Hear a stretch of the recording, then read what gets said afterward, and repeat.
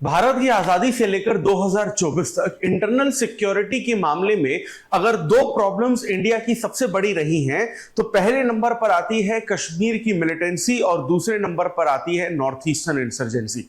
लेकिन कई ऐसे जानकार हैं जिनका यह कहना है कि नॉर्थ ईस्टर्न इंसर्जेंसी की जो प्रॉब्लम है वो कश्मीर मिलिटेंसी से भी ज्यादा बड़ी है।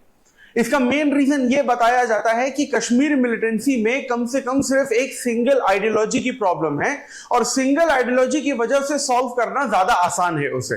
लेकिन वहीं जब हम नॉर्थ ईस्टर्न इंसर्जेंट स्टेट्स की बात करते हैं तो कुल मिलाकर हमें वहां पर 7+1 यानी 7 सिस्टर्स और 1 ब्रदर 8 अलग अलग स्टेट्स देखने को मिलते हैं और इन 8 स्टेट्स में 100 से ज्यादा अलग अलग ट्राइब्स और सब ट्राइब्स हैं जिनमें से सबकी demand, language, ethnicity, culture, tradition सब कुछ अलग है। यानी कि नॉर्थ ईस्टर्न इंसर्जेंसी की अगर मिलिटेंसी की हम लोग बात करें तो वहां पर अलग अलग ट्राइब्स की डिमांड अलग अलग होने की वजह से वहां की आइडियोलॉजी भी अलग है। यानी कि वो जो पर्टिकुलर इंसर्जेंट ग्रुप्स हैं वो इंडियन गवर्नमेंट के तो खिलाफ हैं ही, लेकिन ये इंसर्जेंट ग्रुप एक दूसरे के अगेंस्ट भी हैं। जिस तरीके से हाल ही में हमें ट्राइब्स कॉन्फ्लिक्ट में मणिपुर में कुकी, नागा और मेडी ट्राइब में देखने को मिला था। तो ये जो नॉर्थ ईस्टर्न इंसर्जेंट्स हैं ये बेसिकली किस तरीके से इंडिया में आए हैं, किस तरीके से इनको फॉरेन कंट्री से सपोर्ट मिलता है, क्या इनका हिस्टोरिकल बैकग्राउंड रहा है, इन सारी चीजों को आज के इस वीडियो में हम लोग डिटेल में और आसान भाषा में समझने की कोशिश करेंगे। Welcome to Chahal Academy, this is Anubhav Deepani. तो अगर हम लोग यहां पर नॉर्थ ईस्टर्न इंसर्जेंसीज की बात करते हैं तो साफ तौर पर बहुत सारे जानकारों का यह कहना है कि जो नॉर्थ ईस्टर्न इंसर्जेंसी है वो अपने ज्योग्राफिकल लोकेशन और हिस्टोरिकल कंटेक्स्ट की वजह से कश्मीर की मिलिटेंसी से भी ज्यादा खतरनाक है। अगर हम लोग इसके हिस्टोरिकल पर्सपेक्टिव या बैकग्राउंड की बात करें तो यह कहानी आजादी से पहले ही शुरू हो जाती है। 1946-1947 में नागालैंड इंडिया का एक अलग स्टेट नहीं होता था, जबकि बल्कि नागालैंड आसाम का एक सिर्फ डिस्ट्रिक्ट ही होता था और नागालैंड से एक व्यक्ति निकलकर आता है जिसका नाम था A.Z. फिजो। और A.Z. फिजो ये डिमांड करता है कि नागालैंड में रहने वाली जो नागा ट्राइब है अगर वो आसाम के साथ ही स्टेट में रहेगी तो नागा ट्राइब की जो लैंग्वेज है, एथनिसिटी है, कल्चर है, ट्रेडिशन है वो पूरी तरीके से खत्म हो जाएगा या ओवरलैप हो जाएगा। और नागालैंड के कल्चर और लैंग्वेज को बचाने के लिए ये बहुत ज्यादा जरूरी है कि नागालैंड को आसाम से अलग करके एक अलग स्टेट बनाया जाए। और इसी तरीके की डिमांड आसाम के कुछ अलग अलग डिस्ट्रिक्ट्स में भी हमें देखने को मिली। लेकिन इंडियन गवर्नमेंट ने आजादी के बाद यानी 1950s के डेकेड में इस पर किसी भी तरीके का ध्यान नहीं दिया। वैसे तो नॉर्थ ईस्टर्न इंसर्जेंट ग्रुप्स के जो डिमांड करने वाले लोग थे उन्हें यह लगा था कि जब आंध्र प्रदेश को लैंग्वेज के नाम पर एक अलग स्टेट बनाया गया था स्टेट रीऑर्गेनाइजेशन एक्ट 1956 के तहत, तो उन्हें यह लगा था कि नॉर्थ ईस्ट के स्टेट्स पर भी यहां पर ध्यान दिया जाएगा। लेकिन सरकार ने उस वक्त नॉर्थ ईस्ट स्टेट्स की जो डिमांड थी लैंग्वेज के नाम पर अलग स्टेट बनाने की उसको पूरी तरीके से इग्नोर कर दिया। शायद गवर्नमेंट मेनलैंड इंडिया की तरफ ज्यादा ध्यान देना चाहती थी 50s के डेकेड में, या फिर पंडित नेहरू की सरकार के दिमाग में यह बात थी कि नॉर्थ ईस्टर्न स्टेट्स पर इतना क्या ध्यान देना, लोकसभा की सीट तो मेजरली होती नहीं है उनके पास, तो सरकार बनाने या सरकार गिराने में तो कोई मेजर रोल हो नहीं सकता नॉर्थ ईस्ट का, इसीलिए कंटिन्यूअसली उन्हें इग्नोर किया गया। लेकिन यह सरकार का इग्नोरेंस सरकार को और भारत को बहुत ज्यादा भारी पड़ा, क्योंकि जो लोग पहले शांति व्यवस्था से डिमांड कर रहे थे नॉर्थ ईस्टर्न इंडिया में अलग अलग स्टेट्स की, धीरे धीरे वो वायलेंट रूप लेने लगे और कब ये डिमांड इंसर्जेंसी में कन्वर्ट हो गई भारत सरकार को भी इसके बारे में नहीं पता चला। और at the end of the day इसमें हमें नागालैंड इंसर्जेंट ही जीतते दिखते हैं, क्योंकि 60s के डेकेड में फाइनली भारत सरकार ने हार मानकर नागालैंड को आसाम से अलग करके एक अलग स्टेट बनाया। लेकिन उसके बाद भी नागालैंड की जो डिमांड है वो नहीं रुकी।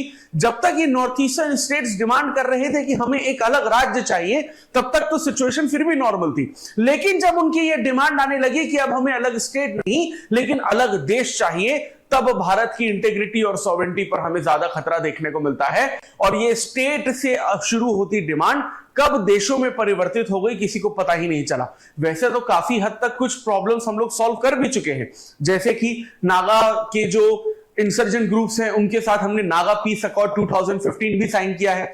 कुछ वक्त पहले ही आसाम के कुछ इंसर्जेंट ग्रुप्स ने यहां पर सरेंडर भी किया है। लेकिन इसके अलावा भी कई ऐसे इंसर्जेंट ग्रुप हैं जो खतरा अभी भी मंडरा रहे हैं, बनाए हुए हैं भारत की इंटीग्रिटी पर। तो अब अगर हम लोग यहां पर हिस्टोरिकल बैकग्राउंड तो समझ ही चुके हैं, अब यहां पर दूसरी सबसे बड़ी प्रॉब्लम यह है कि कश्मीर में जाकर आपको सिर्फ हिमालयन दिखते हैं, लेकिन जब आप नॉर्थ ईस्टर्न स्टेट्स की तरफ जाते हैं तो आपको वहां हिमालय के साथ साथ टफ टेरेन भी देखने को मिलती है, ज्योग्राफिकल डिफिकल्टीज बहुत ज्यादा है, डेंस फॉरेस्ट ज्यादा है।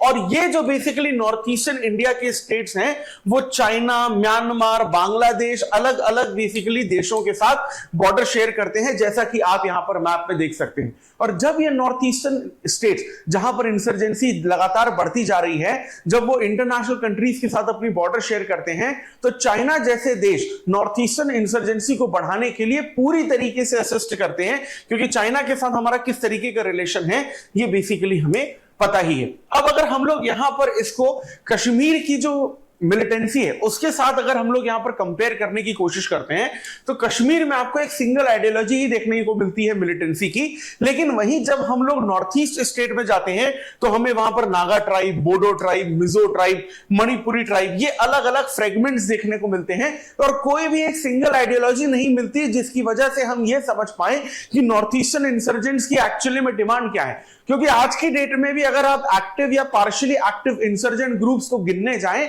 तो 58 से ज्यादा आपको इंसर्जेंट ग्रुप्स देखने को मिलते हैं और उन सभी की डिमांड अलग अलग है। और ये एक्चुअली में प्रैक्टिकली इंपॉसिबल है कि सारे के सारे 58 प्लस इंसर्जेंट ग्रुप्स की डिमांड भारतीय सरकार या होम मिनिस्ट्री यहां पर फुलफिल कर पाए। अब अगर हम लोग यहां पर सेपरेटिज्म की बात करें, अगर डीप रूटेड इंसर्जेंसी की बात करें, तो 1940s के डेकेड में नागालैंड से शुरू हुआ था और NSCN एक पहला ग्रुप बना था इंसर्जेंसी के नाम पर, जिसके बारे में हम लोगों ने पिछली स्लाइड में बात की थी जब हमने AZ फिजो का नाम लिया था। यानी कि ये इंसर्जेंसी की प्रॉब्लम आजादी के बाद की ही नहीं लेकिन आजादी के पहले की भी है। प्लस मिलिट्री कैपेबिलिटीज इनकी कंटिन्यूसली डेवलप होती जाती हैं। चाइना और बांग्लादेश जैसे जो देश हैं वो इनको हथियार और पैसे देते ही हैं, और जब भारतीय सेना इनके पीछे पड़ जाती है इनके इनकाउंटर करने के लिए, तो जब इन्हें छुपना होता है तो या तो ये म्यांमार भाग जाते हैं, या तो भूटान भाग जाते हैं, या तो बांग्लादेश, या तो चाइना भाग जाते हैं। ये चीजें बेसिकली यहां पर हमें देखने को मिलती है।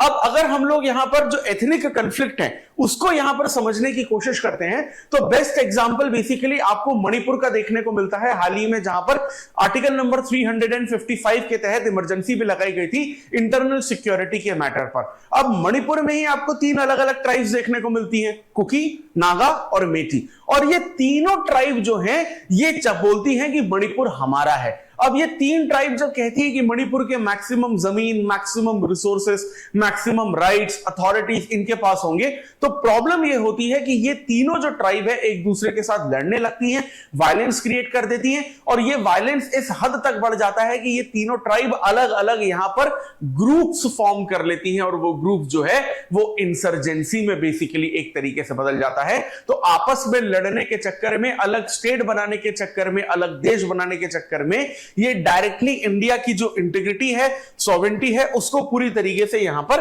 खतरा पैदा करते हैं। अब मैप के थ्रू यहां पर समझने की कोशिश करते हैं कि मणिपुर की एग्जैक्टली प्रॉब्लम क्या है। अब आप देखिए कि अगर आप मणिपुर को देखते हैं तो ये जो बेसिकली आपका मणिपुर है ये 2 अलग अलग पार्ट्स में बटा हुआ है, यानी हिली रीजन में और प्लेन रीजन में। अब जो टोटल ट्राइब्स हैं, यानी कि टोटल 15 तरीके की नागा ट्राइब्स जो हैं वो आपको मणिपुर में देखने को मिलती हैं, जिसमें चिन, कुकी, मिजो और जोमी ग्रुप आते हैं। अब अगर हम लोग यहां पर कुकी और नागा की बात करते हैं, तो कुकी और नागा ट्राइब जो है वो मणिपुर के 90% एरिया में रहते हैं, लेकिन मणिपुर की जो कैपिटल है इंफाल, वहां पर कुकी और नागा की पॉपुलेशन कम है, वहां पर मेटी पॉपुलेशन ज्यादा है, मेटी ट्राइब की।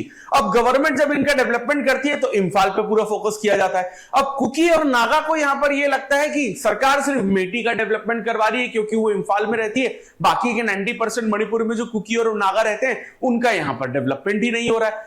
अब ये जो है एक बहुत बड़ा कॉन्फ्लिक्ट देखने को मिलता है। अब इसमें आप एक और चीज समझने की कोशिश करेंगे तो ये जो बेसिकली नागालैंड और मिजोरम है और मणिपुर है, सेम तरीके की प्रॉब्लम्स आपको दूसरे अलग अलग स्टेट्स में भी यहां पर देखने को मिलती है।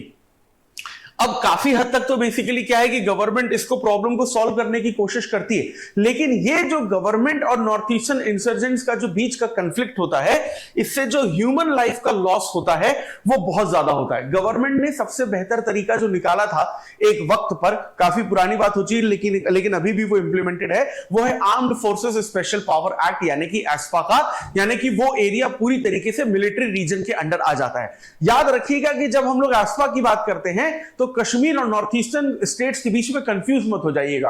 Armed forces special power act यानी कि एस्पा यानी कि आर्मी रूल कश्मीर में भी है और नॉर्थ ईस्टर्न इंसर्जेंट स्टेट्स में भी है। अब मैं जब ये कह रहा हूं कि कश्मीर में है या नॉर्थ ईस्टर्न स्टेट्स में, इसका मतलब ये नहीं कि पूरे के पूरे कश्मीर या पूरे के पूरे नॉर्थ ईस्ट में, कश्मीर के कुछ इलाकों में और नॉर्थ ईस्टर्न स्टेट्स के कुछ इलाकों में है। लेकिन जब नॉर्थ ईस्टर्न स्टेट्स के एस्पा की बात करते हैं तो वो 1958 के एक्ट से बना है, लेकिन जब हम लोग कश्मीर के एस्पा की बात करते हैं तो वो 1990 के एक्ट से बना है। पहले नॉर्थ ईस्टर्न स्टेट्स का एस्पा आया, उसके बाद हमें बेसिकली कश्मीर का जो एस्पा है वो देखने को मिलता है। और इसमें जो बेसिकली सबसे ज्यादा प्रॉब्लम होती है वो होती है आम लोगों को, जिसमें इनोसेंट लोग मारे जाते हैं। अब इसमें एक और हमें कंफ्लिक्ट देखने को मिलता है। कई बार ऐसे केसेस भी हमारे सामने आए हैं कि जब आर्मी को या आर्म्ड फोर्सेस को एस्पा में नॉर्थ ईस्टर्न स्टेट्स में पोस्ट किया गया था कि आप वहां की प्रॉब्लम को सॉल्व करिए, तो कई बार बेसिकली आर्मी के हाथों ही इलीगल किलिंग्स हुई है, कई बार इंटेंशनली, कई बार अनइंटेंशनली। इस तरीके की प्रॉब्लम्स हमें कंटिन्यूसली देखने को मिलती है। अब इन सब का जो एक असर पड़ता है नॉर्थ ईस्ट स्टेट्स पर, वो पड़ता है डेवलपमेंट पर, क्योंकि अगर सिक्योरिटी ही पूरी तरीके से सही नहीं है तो डेवलपमेंट वहां पर कभी हो ही नहीं पाएगा। वहां रोजगार पैदा नहीं हो पाएगा, इंडस्ट्रीज नहीं आ पाएंगी, इन्वेस्टमेंट्स नहीं आ पाएंगी, इकोनॉमी कभी बूम पे नहीं आ पाएगी, हमेशा इकोनॉमी वहां पर डिप्रेशन में ही रहेगी। और at the end of the day यहां पर बहुत ज्यादा अंडर डेवलपमेंट हमें देखने को मिलता है। You can not basically compare any north eastern states capital with any of the other states capital of like Maharashtra, Gujarat और दिल्ली।